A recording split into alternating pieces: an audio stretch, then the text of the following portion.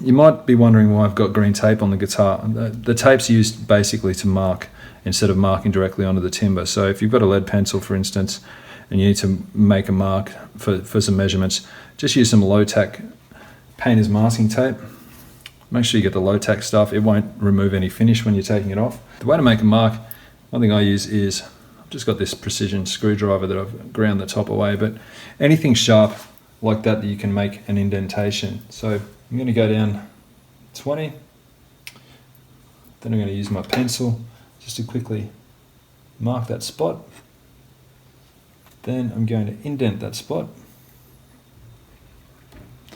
and then I can remove my tape. I'll do the same thing on the other side.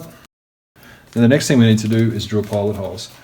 Nothing too complex. We're just looking to keep the drill as straight as possible. And